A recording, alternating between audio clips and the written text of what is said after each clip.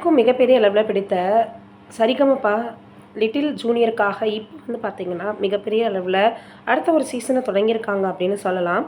இந்த சீசனில் ரொம்பவே எல்லோருடைய கவனத்தையுமே ஈர்த்து வரக்கூடிய ஒரு ஆளாக இருக்கிறது யார் அப்படின்னா அபிஷேகா அவர்கள் தான்.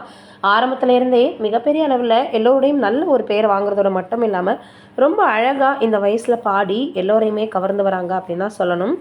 இந்த வாரம் அதாவது கடந்த வாரத்தில் 2 வாரங்களாகவே விஜய் ஆண்டனி அவர்கள்ட்ட இவங்க ரொம்பவே இம்ப்ரெஸ் பண்ணியிருக்காங்க அப்படின்னு தான் சொல்லணும்.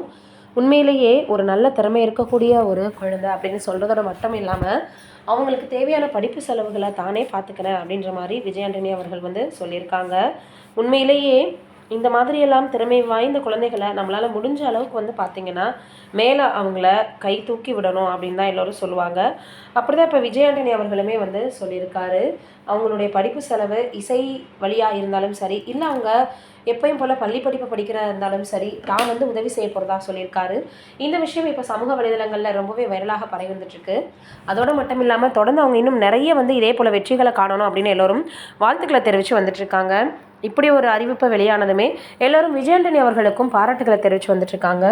இது ஒரு பக்கம் இருக்க, இன்னொரு பக்கம் பார்த்தோன்னா என்ன இருக்குது அப்படின்னு பார்க்கும் பொழுது நயன்தாரா அவர்களை விட சாய் பல்லவி அவர்கள் இப்போது சம்பளத்தை உயர்த்தியிருக்காங்க அப்படின்னும் அவங்க தான் அதிகமாக சம்பளம் வாங்கக்கூடிய ஒரு நடிகை அப்படின்ற ஒரு பெயரை வாங்கியிருக்காங்க. இப்போ தனுஷ் அவர்கள் கூட D55 படத்தில் நடித்து வந்துட்டுருக்காங்க.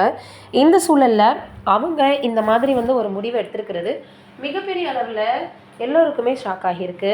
நயன்தாரா அவர்களை விட இப்போ அவங்க தான் அதிகமான சம்பளம் வாங்கக்கூடிய ஒரு நடிகை அப்படின்ற பெயரையும் வாங்கியிருக்காங்களாம். தென்னிந்திய சினிமாவே ரொம்ப பார்த்திங்கன்னா இவங்க தான் இப்போது அதிகமாக சம்பளம் வாங்கக்கூடிய ஒரு நடிகை அப்படின்னு பேசி வந்துட்டுருக்காங்க.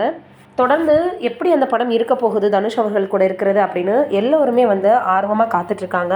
நம்மளும் வெயிட் பண்ணி பார்ப்போம். நீங்கள் என்ன நினைக்கிறீங்க அப்படின்றத மறக்காமல் கமெண்ட்டில் சொல்லுங்கள்.